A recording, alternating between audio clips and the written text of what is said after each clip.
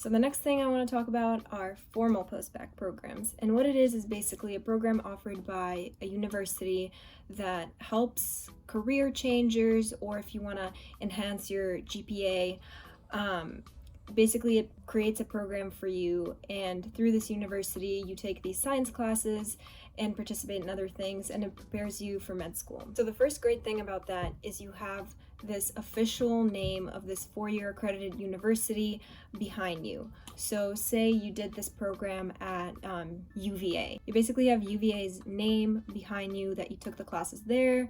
You know, it's a great school.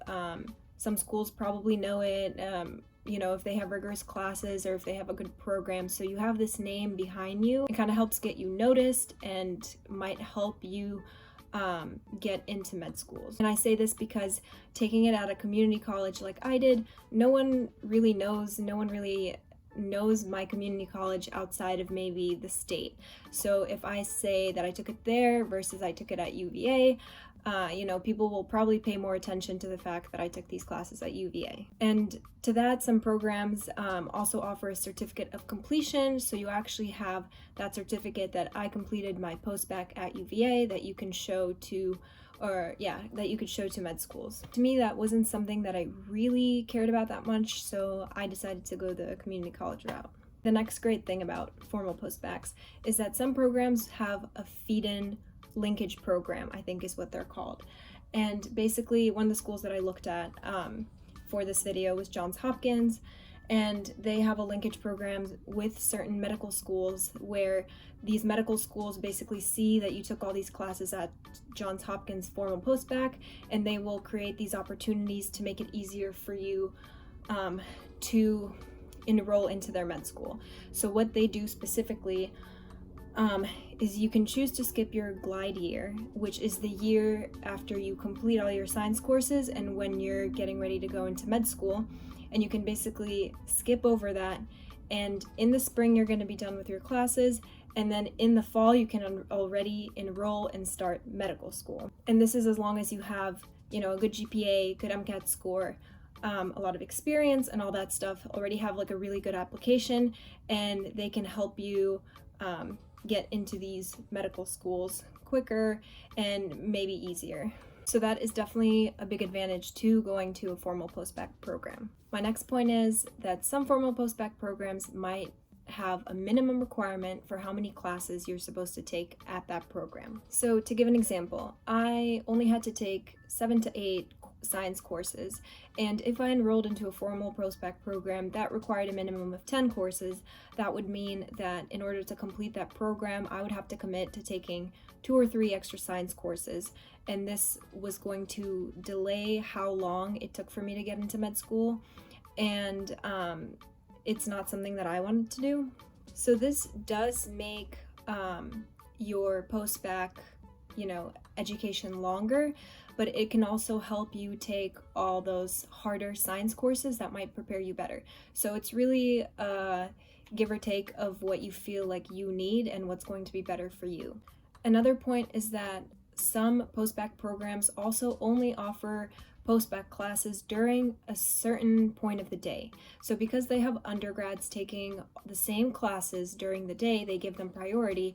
And if you're enrolled in a post-bac, some programs, like I'm pretty sure UMD does, only allows you to take these post-bac classes in the evenings. And this is another thing that might kind of limit you in terms of your freedom of your schedule if classes are only offered in the evening. And like I've mentioned, committing to a program that might make you take a minimum of 8 to 10 classes, or a program that might have you or require you to take higher level science courses can be great, and then it can also prolong your post-bac. Like I've said before, there are some programs that I looked at that do have it mandatory for you to take cell bio, microbiome, genetics, anatomy and physiology.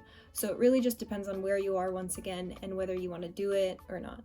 The next thing I hit on already a little bit before, but bigger class sizes. Going to a state school versus a community college, you do face having bigger class sizes because you might also be mixed in with the undergrads. And like I said, my 4-year university was a huge auditorium-like class for the intro classes, so that is something that you might be facing with a formal post-bac program. It doesn't have to be a bad thing. It's just I preferred a smaller class, so to me that was something that I also didn't want. The next big thing with formal post-bac programs is some of them have admission requirements, and that might be something that might limit you as an applicant. For some programs, you are required to be a U.S. citizen or a permanent resident, and if not, you're not eligible for their program. Some programs have a minimum GPA that you need to achieve. Other programs have a minimum exam score, like they already expect you to have taken the MCAT, and for example, Wake Forest has a minimum MCAT requirement of a 500 or a GRE of a 300 in order to enroll into their post-bac program. Like I mentioned before as well, these post-bac programs can be a lot more expensive than an informal community college program or route. We'll look at a couple examples later, but looking at UVA, for example, UVA was around $25,000 for I think 1 year of tuition. So the annual tuition is higher, or at least was higher for me for the programs that I looked at versus the way that I chose. The per credit tuition was also a lot higher. And basically in the end, it would have amounted to a lot more than I spent. The next point I also mentioned a little bit before, but with a formal post-bac program, you have experienced pre-med advisors. So these are advisors that probably work undergrad at the university that's providing this formal post-bac program. So you have all of their experience, years with probably a great big amount of students that went through them, so they can point you in the direction that you need to go, point out some weaknesses that you have in your application, help you find opportunities, and that's really also a big plus, is just having that pre-med advisor available to you whenever. And the last thing that is a big plus to formal post-bac programs is they do offer support, or you really have to research a lot of these points to see what's specific to the post-bac program that you might be looking into, but a lot of them have support for research opportunities and volunteering and shadowing. They might even have connections to certain hospitals or certain doctors or professors that do research, and it's a lot easier to go through that than to independently have to, email certain people or certain hospitals just to try and find opportunities for yourself. So it's already this bridge that's established and there for you, and it just makes it a lot easier to get involved. So now let's look at two specific formal post-bac programs that I found. I literally just picked random schools and just wanted to give a little overview just so you could see what it kind of is like. So the first one that I chose was University of Florida. I'm just going to mention a couple important points about it. I don't want to talk a lot about it. If you want to learn more about it, you can always follow the link in the text box and or just Google it, and it'll give you a bigger, better overview of the program. So for University of Florida, it was fall admission only, and like I said, I started my classes in the summer right away after I graduated, which was really helpful for me to finish out my science courses faster, so this wouldn't have been very ideal for me. Their admission requirements are that you have a bachelor's degree, minimum GPA of a 3.0, already have some clinical or service experience, have pre-calc and intro to chem, which I actually didn't have before I, started my informal post-bac, and that you completed these courses with at least a B. So if you have a C or anything, you'd have to retake it before you enrolled into their program. They have a 2-year structured program, 15 credits per semester, and they do have you taking non-science courses as well, which they say they do to help you develop academically and professionally to build you into a better, more competitive applicant for med school. So they do provide these extra courses, which I think they actually might require you to take. So that's another thing that if you feel like you need, you can do, but for me, that would have just delayed my application to med school and not something that I wanted. And for their per credit tuition rate, it's $525 for non-Florida residents. The next formal post-bac program that I looked at was Boston University, and their admission requirements was a minimum GPA of 3.3. They have an 8-class minimum, but this 8-class minimum is whichever classes you feel like you still need to take or want to take. So it doesn't force you to take any classes that you might not want to take. It gives you the opportunity to not be enrolled into their formal program, but take these classes outside of a formal program, but then it will only limit you to taking these classes in the evenings. Otherwise, with the formal post-bac program, they will mix you in with the undergrads and you can take these classes during the daytime. So this also is just based on your schedule and your preference of how you want your classes to be structured, but that's how they do it.